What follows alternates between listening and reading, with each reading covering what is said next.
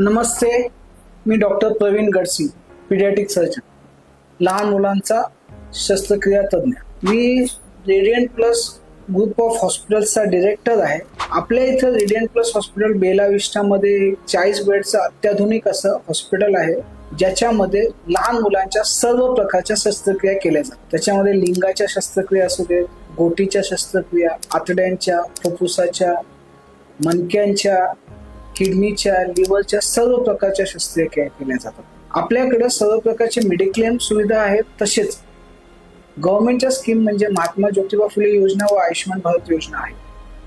त्याच्यामुळे आपल्या इथं कुठल्याही पेशंटला पैशाअभावी किंवा तंत्रज्ञान अभावी इलाज नाकारला जात नाही.